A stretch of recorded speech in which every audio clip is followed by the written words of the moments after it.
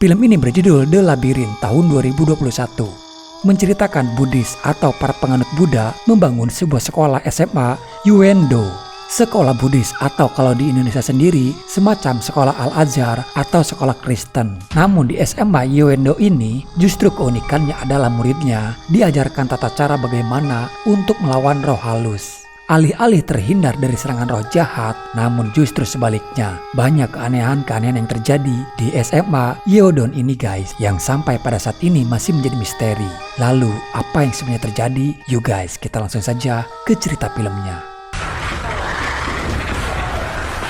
Pagi itu, Himin adalah siswa baru di SMA Yeodon. Ini adalah hari pertamanya dia masuk sekolah. Karena sedikit terlambat, memaksa dia pun berlari berdesak-desakan dengan siswa lainnya.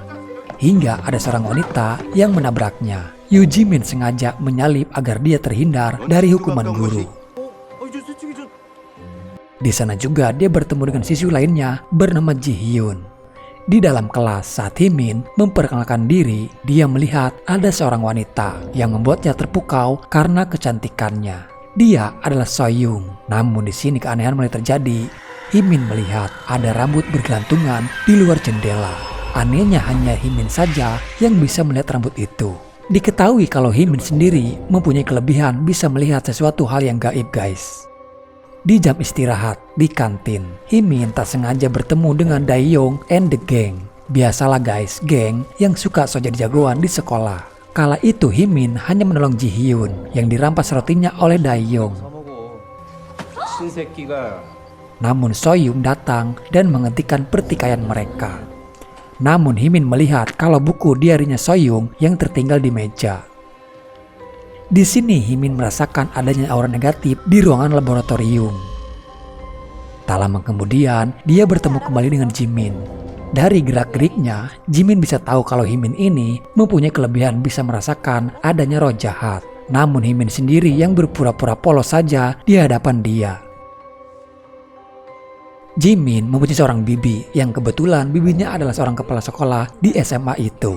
Ternyata mereka akan melakukan sebuah rencana besar. Di malam nanti akan terjadinya bulan purnama, di mana malamnya bagi para roh jahat akan berkeliaran. Di sini bibinya dan dibantu kepala paranormal Moyang yang akan melakukan rencana menjebak dan mengacukan roh jahat yang selama ini berkeliaran di sekolahan mereka.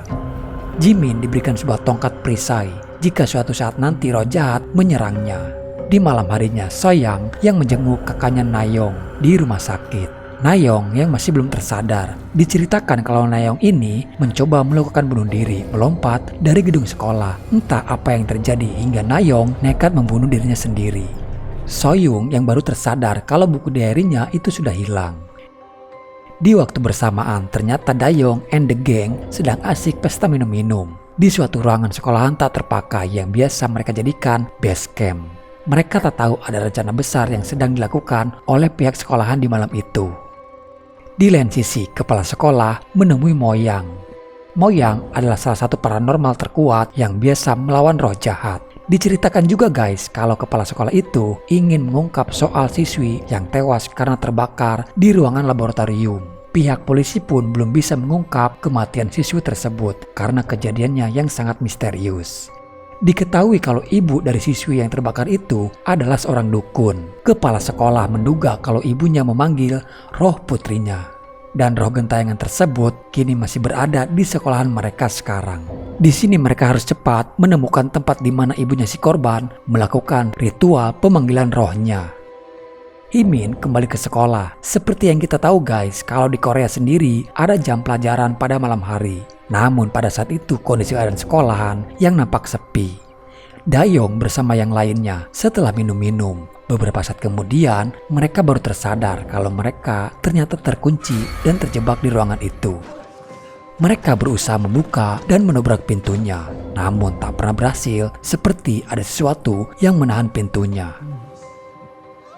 Moyang bersama Mei akhirnya menemukan tempat di mana dukun itu melakukan ritualnya. Di sana dia menemukan ada 6 buah boneka. Moyang tahu kalau metode ritual yang dilakukan si dukun itu bukan ritual pemanggilan roh, melainkan ritual untuk membunuh seseorang. Kalau di Indonesia ini seperti sebuah santet guys, membunuh melalui media sebuah boneka. Tapi ini lebih kepada menukar nyawa. Untuk mengembalikan putrinya si dukun yang sudah tewas, dukun itu harus membunuh 6 orang yang seumuran dengan putrinya. Dan jika itu berhasil, maka putri dari si dukun itu akan hidup kembali. Moyang langsung tersadar kalau si dukun mengincar siswa yang ada di sekolahan. Meyong bergegas kembali ke sekolahan, sementara Moyang yang akan menghentikan dari tempat tersebut. Kembali ke sekolah, salah satu dari mereka tiba-tiba saja ada yang memuntahkan darah. Anehnya dia mengeluarkan darah yang sangat banyak di mulutnya itu. Setiap siswa yang tewas, salah satu boneka itu terbakar.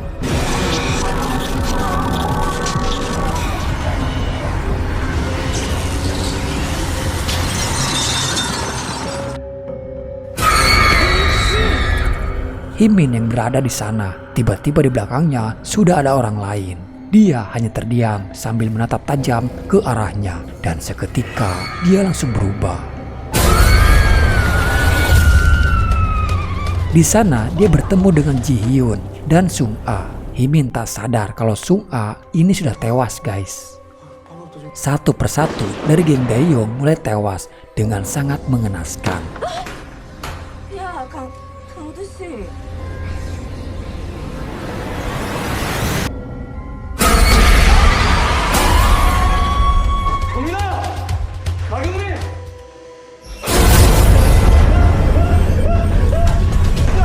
Tersisa tinggal mereka bertiga sekarang. Namun iblis itu tak membiarkan mereka lolos begitu saja.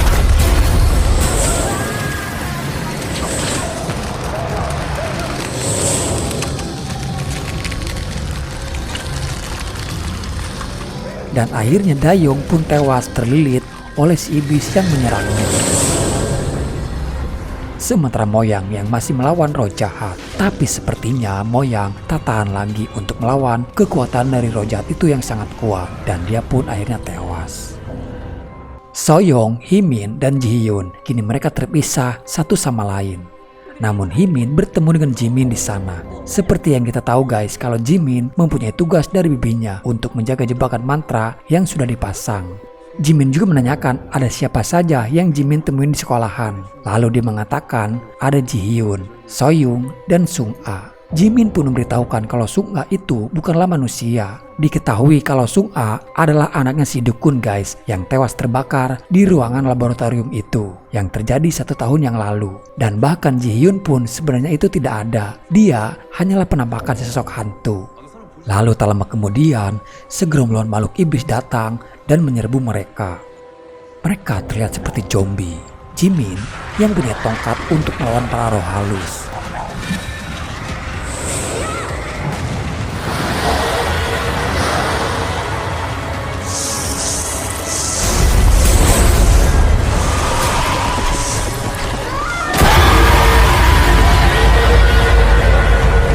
Tapi untunglah mereka berdua berhasil lolos. Dari semenjak saat itu, Himin selalu diperlihatkan tipu daya roh halus yang mencoba mengelabuinya. Himin tahu kalau masih ada Soyoung di sana yang harus mereka selamatkan. Namun dia bertemu kembali dengan hantunya Sung A yang menampakkan dirinya kembali. Himin tahu kalau Sung A ini bukan manusia. Sung A memperlihatkan Soyoung yang mengambang di kolam renang. Ternyata Sung A ini menuntut balas kepada Soyoung atas perbuatan saudara perempuannya yaitu Nayeong. Di sini diketahui kalau Soyoung dan Nayeong ini adalah kakak beradik guys. Tapi Himin mencoba untuk menolong Soyoung. Namun ternyata justru di sini Himin dibawa ke masa lalu, ke dunia berbeda dimensi. Dia melihat apa yang sebenarnya terjadi. Terungkap kalau Sung A ini adalah anak dari si dukun itu guys. Sung A benci dengan profesi ibunya yang seorang dukun karena dia selalu menjadi bahan bulian teman-temannya. Tapi seiring waktu Sung A akhirnya bisa menerima kenyataan. Setelah beranjak SMA, keluarganya pindah ke lain kota. Sung A disekolahkan di SMA Yeondo. Di sana Sung-a berteman baik dengan Na-young. Diceritakan kalau ternyata Sung-a ini mempunyai ilmu hitam keturunan dari ibunya sendiri guys.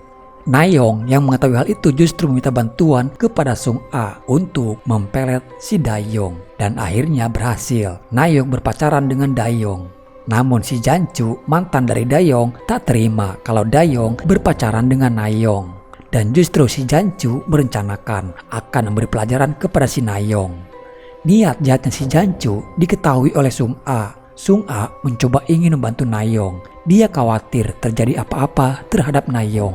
Di ruangan laboratorium itu terjadilah pertikaian antara si Jancu dengan Sung-a. Sung-a yang mencari Na-young justru malah dia diperlakukan kasar dan diperkaos guys oleh kawanannya si Jancu alias gengnya Da-young. Tak lama kemudian Na-young datang dan melihat kejadian tersebut. Mereka yang melihat Na-young pun langsung mengejarnya. Sung-a dikunci di ruangan laboratorium itu. Namun kekuatan dari ilmu hitam yang ada pada diri Sung-a justru malah melawan balik kepadanya sekarang. Hingga lampu minyak itu terjatuh dan Sung-a terbakar di sana. Ibunya Sung-a sangat terpukul dengan kematian anak satu-satunya itu. Ibunya menyalahkan Na-young atas kematian Sung-a. Karena gara-gara Na-young lah Sung-a yang malah menjadi korban.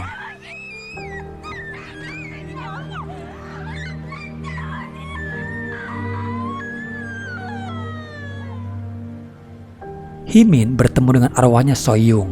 Himin meminta kepada So-young untuk kembali ke jasadnya, kembali ke dunia nyata. Namun So-young menyesalkan setelah dia tahu apa yang sebenarnya terjadi. So-young kecewa kepada kakaknya itu. Na-young memilih bungkam dan tidak memberitahukan apa yang sebenarnya terjadi kepada pihak polisi. Na-young membuat pernyataan palsu. Sung-a yang berniat baik terhadap Na-young, justru malah Na-young malah memilih orang brengsek.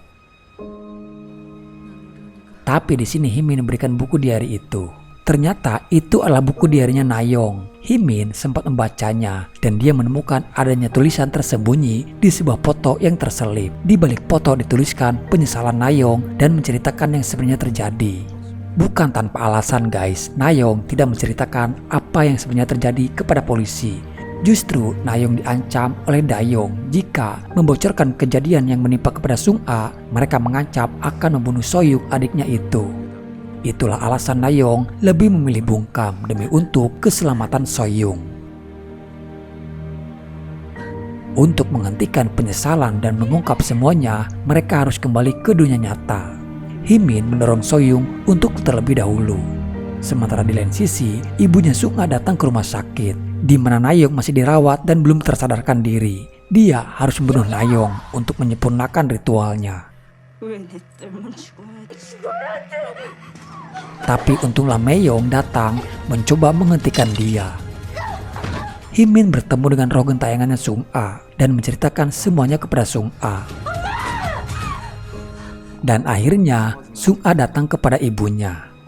Selama ini ibunya diperdaya oleh iblis hingga dia dibutakan dan melakukan ritual keji menyembah kepada iblis hanya untuk menghidupkan Sung-a. Tapi takdir kematian seseorang tidak bisa dirubah oleh makhluk apapun, karena itu sudah menjadi suratan takdir oleh sang kuasa. Di kesempatan terakhir, Sung-a mengungkapkan dan meminta maaf kepada ibunya.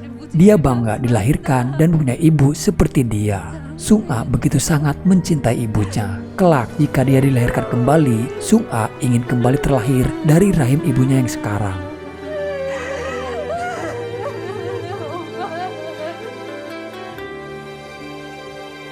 Dan akhirnya Sung-a pun pergi dengan tenang sekarang. Namun ibunya tak tahan jika harus kehilangan Sung-a, putri satu-satunya yang sangat dia cintai. Dia memilih bunuh diri, meloncat dari gedung rumah sakit.